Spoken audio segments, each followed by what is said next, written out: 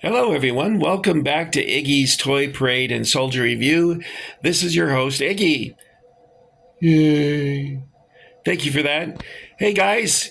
Today we're going to take a look at some Roco mini tanks. Specifically, that's hard to say. I should probably not say that. Specifically. Anyway, what we're going to do is look at primarily World War II German vehicles and post-war vehicles or Cold War vehicles. Just a smattering of those from the West German Democrat Republic. Okay, and or is that right? The Bundesrepublik Deutschland. I think that's what it is. Okay, I'm rambling. Sorry. So I got various age groups here because I bought most of these online. The ones that you see in these orange boxes I bought in the 1980s at a hobby store in Thousand Oaks, California. And every so often I would go in and buy some. I used to put the date of when I bought it on. Like, here we go. This one here says I bought it September 24th, 1989.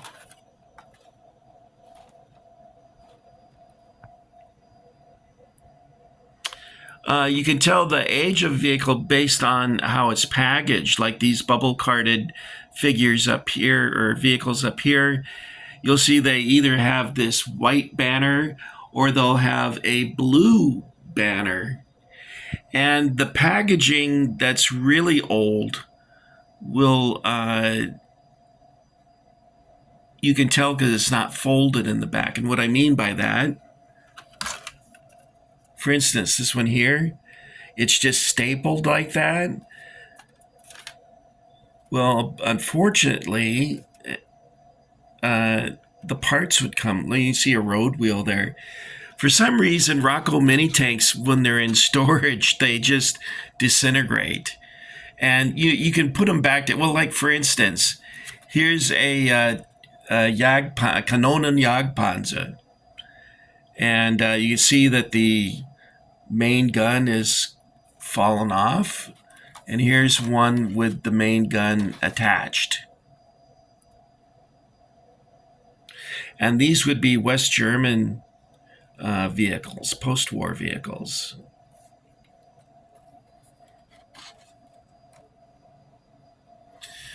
So let's take a look at, did I show you the one with the folded envelope? Let me see if I did that or not. No, that one's not.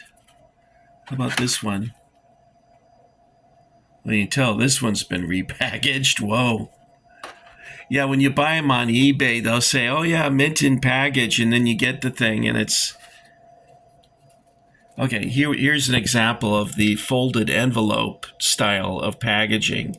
And they did that so that you wouldn't lose your parts because, as you know, these things fall apart. In fact, it'll even say on the packaging, loose parts, loose lips sink ships. No, loose parts snap in place.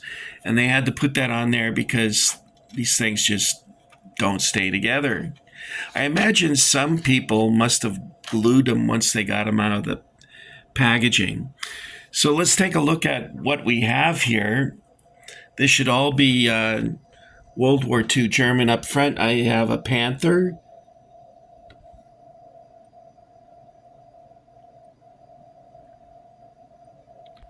And that's followed by a Panzer III with a... Is that a short barrel? I can't see the barrel. No, the barrel is completely off. But it looks like a long barrel. Here's a... well, you know what? I'll show you that later. We should probably go in order here. Here's a a Schwimmwagen. And that was an amphibious car. You could drive it on land and on water. Had a prop in the back of the vehicle. And you could drive it right into the water. You had to drive it slow, otherwise you'd swamp your vehicle. I remember a guy when I was in the Army, he wanted to show off and he drove his tank into a stream and he did it really fast. And the water went up the front slope right into his open hatch and flooded the driver's compartment. I went very slow entering so that I could see the water creeping up the front slope, but because I was going slow, it had a chance to recede before I continued. Okay, that's the Schwimmwagen. I already showed you the tank destroyer, or in this case, it would be a tank hunter. And up here is a leopard. And I was able to go inside one of these. I went to a German army open house, so to speak, in Wetzlar. And I was able to get inside I thought it was compared to the American M60A1, which we had, it felt crowded in comparison. It almost had a sort of submarine vibe to it, but very close quarters inside there. You can see it looks similar to an American tank because of the suspension, Christie suspension, I guess they call that. Up here is a Panzer III with the short barrel. That's a 50 millimeter gun.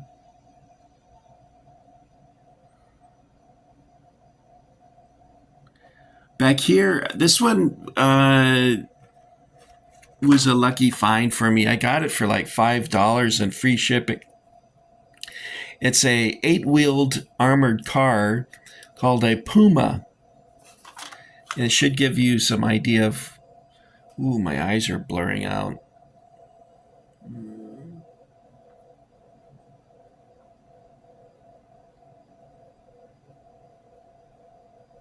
Had a 50 millimeter gun. This shows it with the turret in reverse, of course, so they could fit it in the packaging. But I got it for $5, free shipping. I think it was part of an estate sale. And the woman was selling off her husband's collection, and she probably just didn't either know what they were worth or didn't care. A lot of women, when their husband died, they will throw out the guy's collection. They don't even care. Now, this one up here is a Kubelwagen. And Volkswagen released these vehicles in America years ago, and they called them der Dingus, which is funny because in German slang, a dingus is a... well, I guess you can imagine what a dingus is in slang. You might have felt like you were a dingus driving this thing. I don't know. It's a pretty cheap vehicle. It's and not very big either. But the person who bought the dingus, he put a MG42 on a tripod in the back, and he painted it in Wehrmacht colors, so I thought that was kind of cool. He did not have the canvas top. He did have the wheel on the, what do the British call that? The bonnet?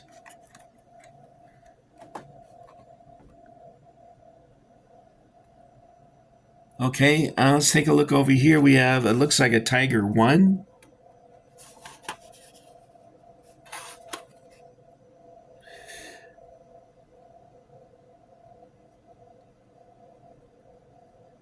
Yeah. It's a Tiger 1. By the way, you guys probably already know that I don't want to bore you with stuff that you already want. No. This again is a Tiger 1.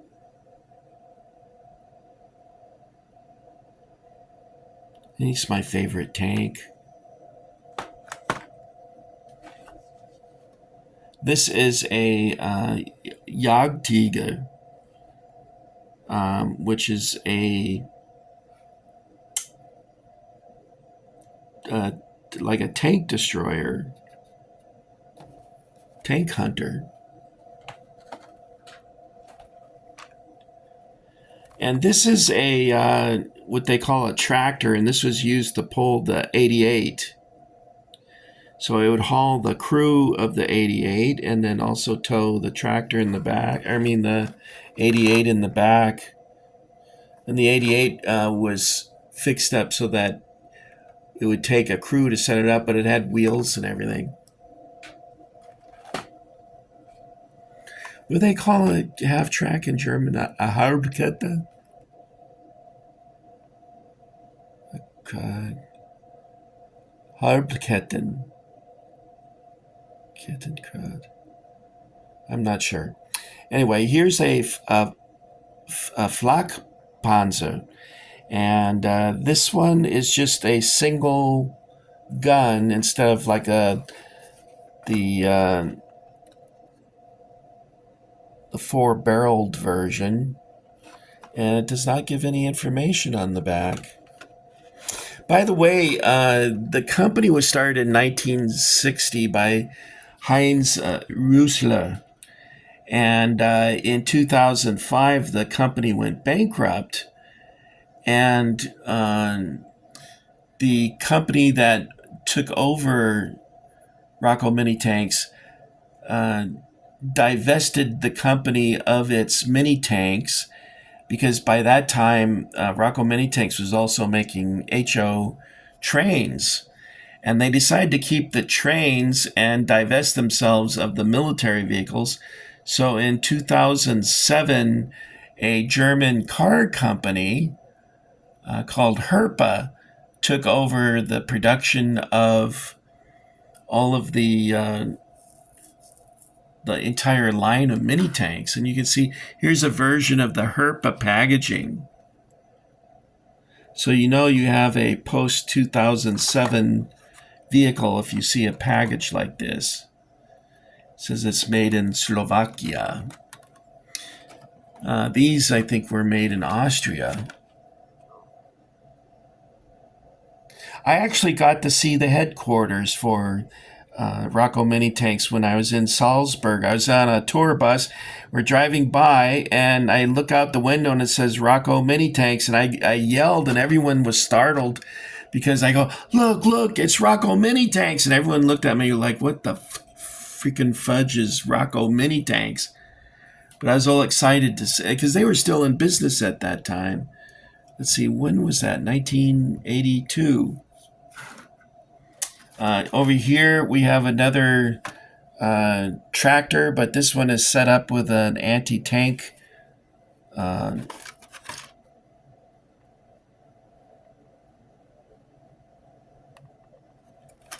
Halbkettenkrug Zug, excuse me.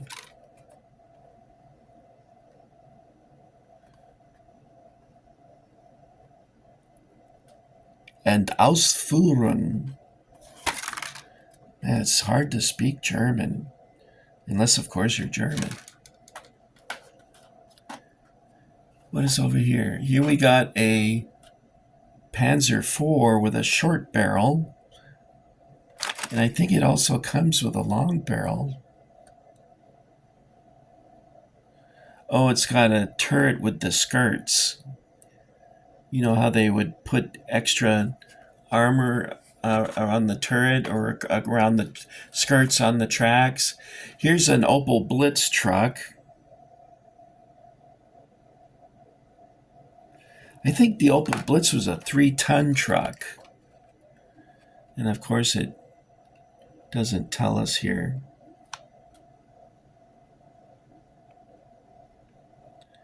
Slovakia. So apparently they started manufacturing them in Slovakia before Herpa took them over. This is a Sturmgeschütz. And Sturmgeschütz sounds like something I did in the bathroom the other day.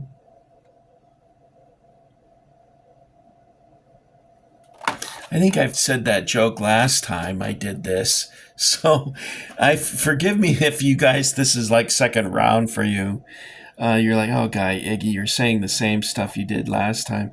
Here's another one with an anti aircraft arrangement on it. I wish that, it's what I liked about these is, no, not this, these originals, is they would give statistics about them.